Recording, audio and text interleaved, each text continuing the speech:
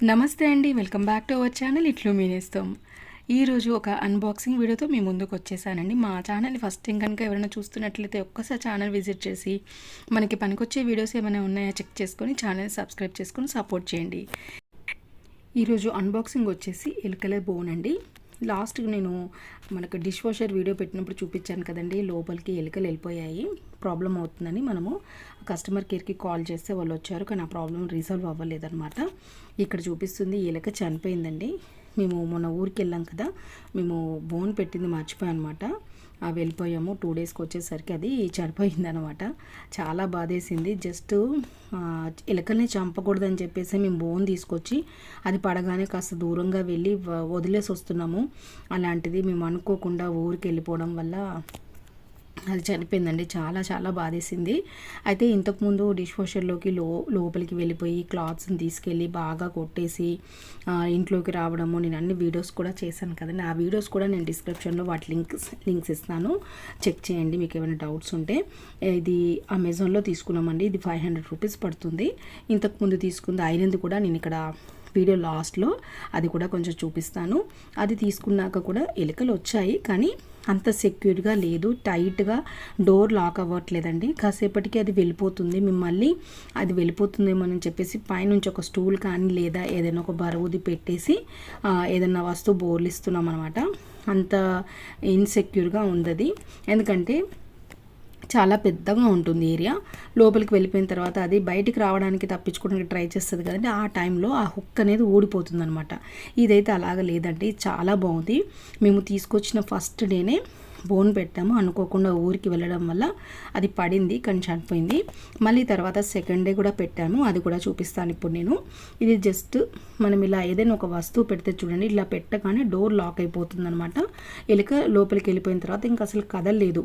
మనం వేరే పాత మోడల్ కనుక ఎలుకల బోన్ ఉంటుంది కదండి, పెద్దది ఐరన్ది తీసుకున్నాం అనుకోండి, అది బయటకు వచ్చే ఛాన్స్ ఉంటుంది. అటు ఇటు తిరుగుతుంది, అల్లరిగా అంత గోలగోలగా చేస్తుంది, అది బయటికి తప్పించుకోవడానికి ట్రై చేస్తుంది కదా. సో అలా ప్రాబ్లం అవుతుంది. ఆ టైంలో హుక్ కనుక లూజ్ అయిపోయింది అనుకోండి, ఎలుక బయటికి వెళ్ళిపోతుంది. ఇదైతే ఆ ఛాన్స్ లేదండి. చూడండి ఇలా పొడవుగా ఉంది. అక్కడికి లోపలికి కనుక ఏదైనా వస్తువు అది తినడానికి లోపలికి అట్రాక్ట్ అయ్యే వస్తువుని లోపల పెట్టాలి. ఒకటేమో టమాటో అండి, ఒకటి ఆనియన్ లేదా పల్లీలు బాదం గింజలు పెడితే అది తినడానికి వచ్చేస్తుందండి. మేము ఈరోజు ఆనియన్ పెట్టాము. అలాగే మా బాబు అన్నాడు ఒక 2 బాదమ్స్ కూడా పెడదాము, ఒకవేళ ఆనియన్ స్మెల్ ఘాటుగా ఉండదు, లోపలికి రాకుండా వెళ్ళిపోతుందేమో అని చెప్పేసి బాదం కూడా పెట్టాడనమాట. అది పెట్టిన తర్వాత మార్నింగ్కి పడిపోయిందండి. అవి తినేది ఈ 3 ఐటమ్సే అట్రాక్టివ్గా. ఇంకో టమాటో పెట్టినా కూడా వచ్చేస్తుంది అనమాట.